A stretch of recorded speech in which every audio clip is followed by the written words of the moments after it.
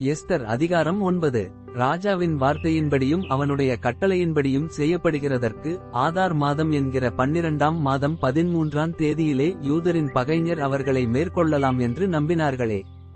அந்நாளிலேதானே யூதரானவர்கள் தங்கள் பகைஞரை மேற்கொள்ளும்படிக்கு காரியம் மாறுதலாய் முடிந்தது. யூதர் அகாஸ்வேரு ராஜாவின் சகல நாடுகளிலுமுள்ள பட்டணங்களிலே தங்களுக்கு பொல்லாப்பு வரப்பண்ண பார்த்தவர்கள் மேல் கைபோட கூடிக்கொண்டார்கள். ஒருவரும் அவர்களுக்கு முன்பாக நிற்கக்கூடாதிருந்தது. அவர்களை பற்றி சகல ஜனங்களுக்கும் பயமுண்டாயிற்று. நாடுகளின் சகல அதிகாரிகளும் தேசாதிபதிகளும் துரைகளும் ராஜாவின் காரியங்களை நடப்பிக்கிறவர்களும் யூதருக்கு துணை நின்றார்கள். மொர்தெகாயினால் உண்டான பயங்கரம் அவர்களை பிடித்தது. மொர்தெகாய் ராஜாவின் அரமனையில் பெரியவனாயிருந்தான். அவனுடைய கீர்த்தி எல்லா நாடுகளிலும் பிரசித்தமாயிற்று. இந்த மொர்தெகாய் என்பவன் மேன்மேலும் பெரியவனானான். அப்படியே யூதர் தங்கள் சத்தருக்களையெல்லாம் பட்டயத்தால் வெட்டிக்கொன்று நிர்மூலமாக்கி தங்கள் இஷ்டப்படி தங்கள் பகைஞருக்கு செய்தார்கள்.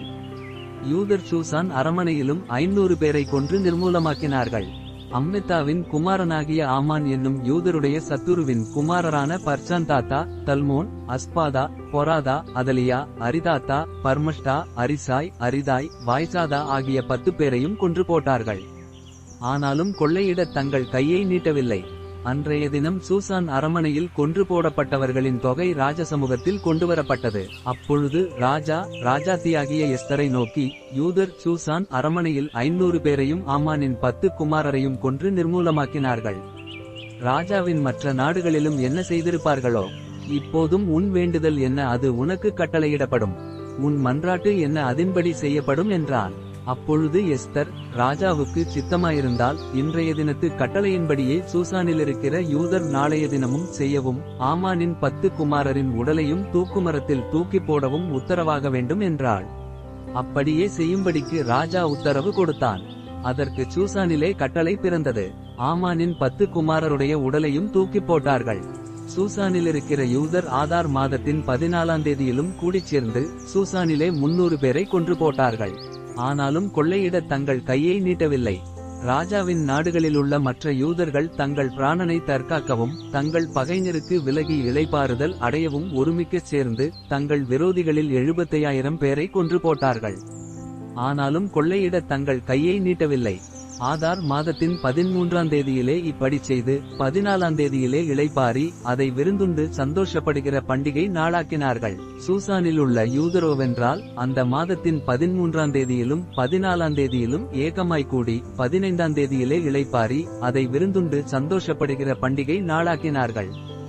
ஆதலால் அலங்கமில்லாத ஊர்களில் குடியிருக்கிற நாட்டுப்புறத்தாரான யூதர்கள் ஆதார் மாதத்தின் 14ஆம் தேதியை சந்தோஷமும் விருந்துண்கிற பூரிப்புமான நாளும் ஒருவருக்கொருவர் வரிசைகளை அனுப்புகிற நாளுமாக்கினார்கள். மொர்தெகாய் இந்த வர்த்தமானங்களை எழுதி சமீபத்திலும் தூரத்திலும் இருக்கிற அகாஸ்வேரு ராஜாவின் சகல நாடுகளிலுமுள்ள எல்லா யூதருக்கும் நிருபங்களை அனுப்பி வருஷந்தோறும் ஆதார் மாதத்தின் 14ஆம் 15ஆம் தேதிகளை யூதர் தங்கள் பகைஞருக்கு நீங்களாகி இளைப்பாறுதல் அடைந்த நாட்களாகவும் அவர்கள் சஞ்சலம் சந்தோஷமாகவும் அவர்கள் துக்கம் மகிழ்ச்சியாகவும் மாறின மாதமாகவும் ஆசரித்து அந்நாட்களில் விருந்துண்டு சந்தோஷங்கொண்டாடவும் ஒருவருக்கொருவர் வரிசைகளை அனுப்பவும் எளியவர்களுக்கு தானதர்மம் செய்யவும் வேண்டுமென்று திட்டம் பண்ணினான்.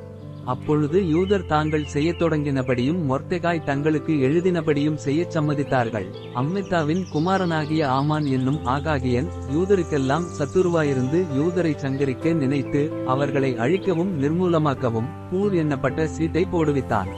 ஆனாலும் எஸ்தர் ராஜசமூகத்தில் போய் யூதருக்கு விரோதமாய் அவன் நினைத்த அவனுடைய பொல்லாத யோசனை அவனுடைய தலையின் மேல் திரும்பும்படி கட்டளை பிறப்பித்ததினாலே அவனையும் அவன் குமாரரையும் மரத்திலே தூக்கி போட்டார்கள்.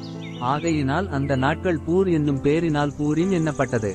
அவன் அந்த நிருபத்தில் எழுதியிருந்த எல்லா வார்த்தைகளினிமித்தமும் தாங்களே இந்த விஷயத்தில் அனுபவித்தவைகளினிமித்தமும் தங்களுக்கு நேரிட்டவைகளினிமித்தமும் யூதர் அதை திட்டப்படுத்தி அந்த 2 நாட்களை குறித்து எழுதியிருக்கிறபடியே அவைகளை வருஷந்தோறும் அவைகளின் சரியான காலத்திலே ஆசரியாமலிருப்பதில்லை என்பதையும் இந்த நாட்கள் எல்லா தலைமுறைகளிலும் வம்சங்களிலும் தேசங்களிலும் ஊர்களிலும் நினைவு கூறப்பட்டு ஆசரிக்கப்பட வேண்டும் என்பதையும் இந்த பூரீம் என்னும் பண்டிகை நாட்கள் யூதருக்குள்ளே தவறிப்போகாமலும் அவைகளை நினைவுகூறுதல் தங்கள் சந்ததியாருக்குள்ளே ஒழிந்து போகாமலும் இருக்க வேண்டும் என்பதையும் தங்கள் மேலும் தங்கள் சந்ததியார் மேலும் தங்கள் மார்க்கத்தில் அமையப்போகிற மற்ற யாவர் மேலும் கடனாக நியமித்துக் கொண்டார்கள்.